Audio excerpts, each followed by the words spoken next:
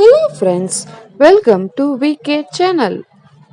Friends, இன்னைக்கு நாம சுவையான மட்டன் குழம்பு பண்ண போறோம். வாங்க வீடியோக்குள்ள போவோம். அதுக்கு நாம முதல்ல ஒரு குக்கரை ஸ்டவ் ஆன் பண்ணி வச்சுக்கலாம். இப்போ நாம இதுக்கு மட்டனுக்கு தேவையான அளவு எண்ணெயை சேர்த்துக்கலாம். எண்ணெய் நல்லா ஹீட் ஆகட்டும்.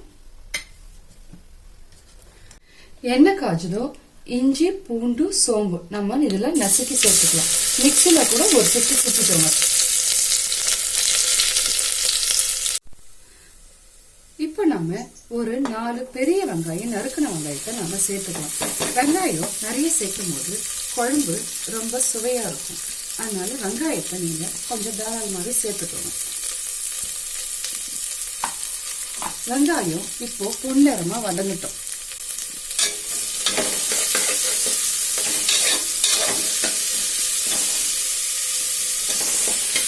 நம்ம ஒரு வாசனைக்காக 10 போல கருவேப்பிலையும் சேர்த்துக்கலாம். வெங்காயம் வதங்கிடுச்சு.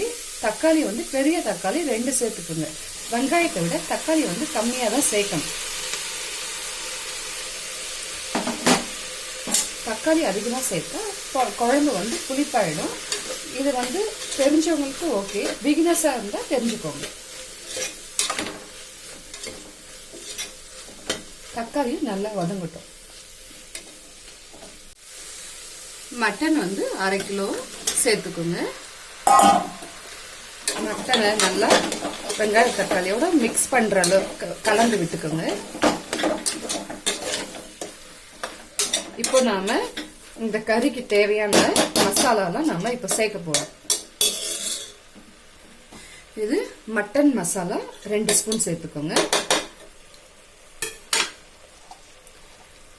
மஞ்சத்தூள் 1 டீஸ்பூன்,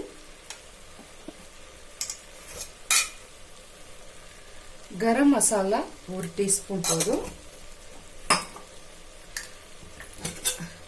காரத்துக்கு தேவையான அளவு மிளகாத்தூள் உங்க வீட்டுல எப்படி சாப்பிடுவாங்களோ அதுக்கு ஏத்த மாதிரி கூட்டி குறைச்சு நீங்க சேர்த்துக்கோங்க.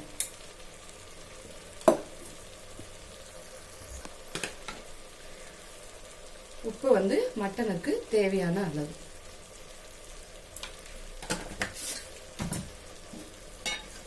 இப்போ எல்லாத்தையும் நாம நல்லா கலந்து விட்டுலாம். இப்பயே மசாலா போட்ட உடனே வாசனை மூக்க தொலைக்குது.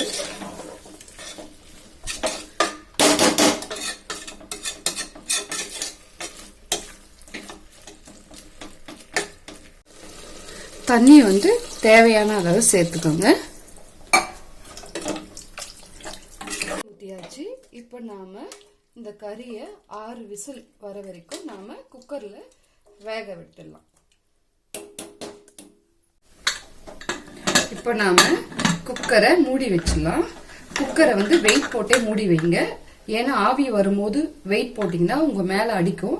அதனால குக்கர் மூடியில நீங்க வெயிட் கேஸ் கட் 2மே போட்டுட்டு எப்ப யூஸ் பண்ணாலும் அதே மாதிரி யூஸ் பண்ணுங்க.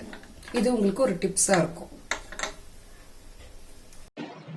கொத்தமல்லி தூவி பரிமாறிக்கங்க. இது சுவையான நம்மளுடைய மட்டன் குழம்பு ரெடி ஆயிடுச்சு.